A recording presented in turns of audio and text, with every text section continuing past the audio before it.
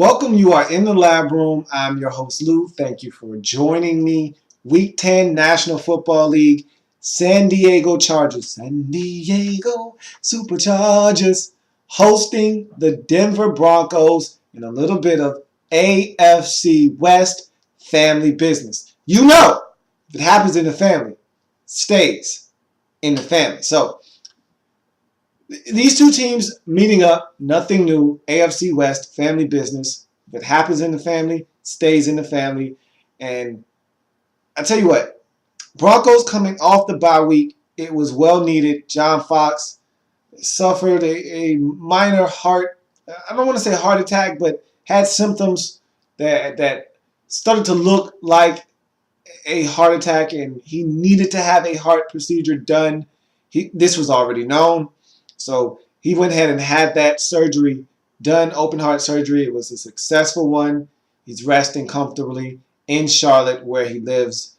And so no John Fox in this game. Peyton Manning dealing with a couple of injuries. His ankles have been bothering him ever since that Indianapolis Colts Sunday night football matchup. And so he needed the rest on the bye week.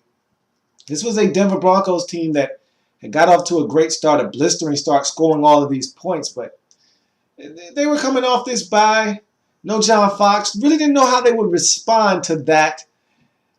I didn't take any notes on this game because of what I saw early in this football game, and I saw what the Chargers have been doing of late, and I felt like, you know what, Denver, if they come out and they do the things they've done early in this season, they're going to dominate this football game. And I say this all the time. You know the motto. Field goals don't win games. Touchdowns do, especially when you're playing a high-octane offense like the Denver Broncos. You kicking field goals, not going to do much damage. It's like you taking a hammer to a bulletproof glass. It's just not going to do any damage to it. You can sit there and bang away all you like, but you're really doing minimal to little damage to that bulletproof glass with your little tiny hammer. So it's the same thing. When you play the Broncos, field goals aren't going to do you much good. You got to score touchdowns. And in this game, the Chargers simply settled for too many field goals early on in this football game when points mattered. And so the Denver Broncos, while they were wasting time kicking field goals, they were scoring touchdowns. And before you looked up, the score was 28-6. And I said, this game is over. Nothing's going to come of this. This is going to be a blowout. Let's just hope the San Diego Chargers can stop the Denver Broncos from scoring 45 points like they've been doing on everybody else. The Chargers said, hey, this is family business. And what happens in the family stays in the family. I know these guys all too well, okay? They're my family members, not yours. You stay out of our business. I say, hey, I'm just stating the obvious. It's 28-6. You haven't done anything. You haven't scored any points. Looks like you're going to be blown out here, buddy. So don't get mad at me. And they say, look, we got this, okay? We know these guys. You stay out of it. I said, okay, whatever. I'm just saying. You guys haven't scored any points except field goals. And right before you knew it, you looked up and they had done something that all the teams that had little to really good success against this Denver Broncos team have done. And that is put pressure on Peyton Manning, get to him, forcing turnovers by sacking him and forcing the ball out. And the Jacksonville Jaguars did it to him. The Redskins did it to him. And most notably, the only team to defeat them this season, the Indianapolis Colts, did that to Peyton Manning and the Denver Broncos as well. And the Chargers got after him. He got hit. He fumbled the football. Chargers recovered. They scored a touchdown. Then they scored another touchdown. And just like that, it's 28-20. And the Denver Broncos are clinging to an 8-point lead. And so I said, hey, you were right. What do I know? It's family business. I'll keep my nose out of it. You seem to know what you're doing. I'll leave you to it. So all of a sudden, we've got ourselves a football game. And at that point, I was like, man, I wish I would have taken some notes on this game, but it looked like it was going to be a blowout. And I didn't think notes were necessary. But Chargers made this a ball game. And what happened at the end was what good teams do. And the Denver Broncos simply ate up the clock. with first downs. They ran the football. They did some things. They were able to stop the Chargers from putting together that drive that would net them that final touchdown and a potential 2-point conversion opportunity to tie this game up. They made sure that they never allowed them to get to where they could do it. And Demaryius Thomas and that wide receiver screen is no, who does it better in the business than the Denver Broncos with that wide receiver screen? Does anybody do it better? I mean, seriously, does anybody do the wide receiver screen with Demaryius Thomas and Peyton Manning at the helm? Does anybody run that wide receiver screen any better?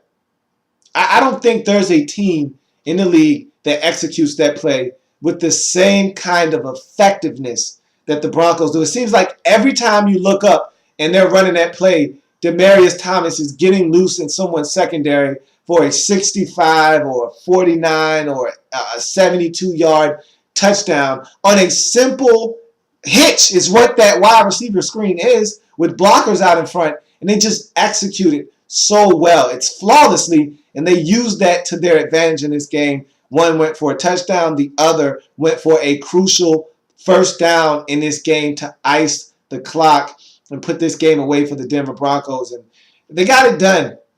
Wasn't the most aesthetically pleasing. If you're the Broncos, you jump up on a team 28-6. I expect the Broncos to put that team away with no problems whatsoever, with no hiccups.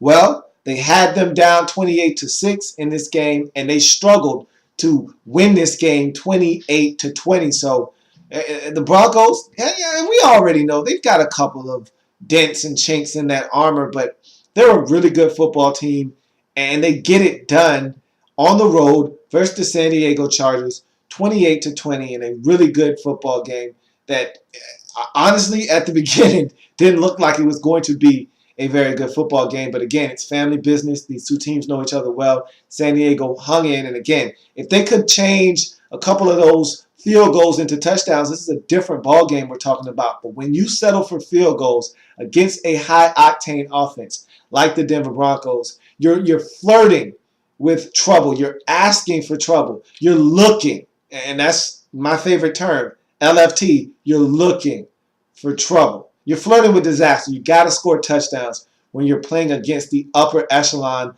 offenses in the National Football League. Packers with Aaron Rodgers, Saints with Breeze, and this Denver Broncos team with I was about to say Tom Brady, with Peyton Manning. And I don't want to omit Tom Brady in that Patriots offense, but if Gronk's healthy, that's a dangerous offense. You take Gronk out of the equation, that's a really average offense in New England. But you got to score touchdowns. You can't kick field goals. They opted to kick field goals early in the game.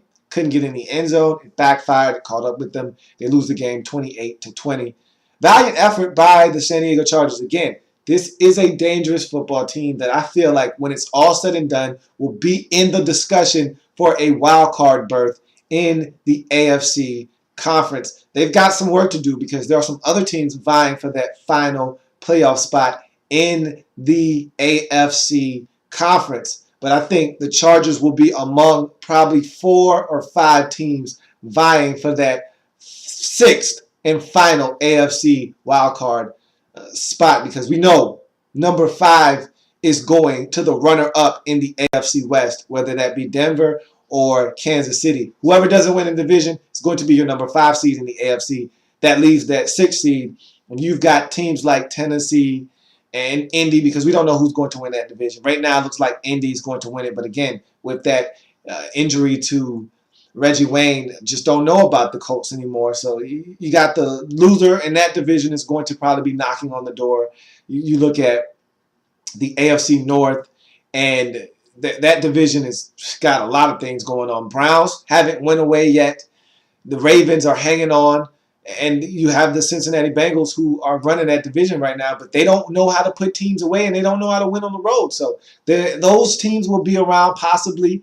You look at the AFC East, the Jets have been a surprise team this year. If the playoffs started today, they'd be in the postseason. So, I mean, you've got some different dynamics going on.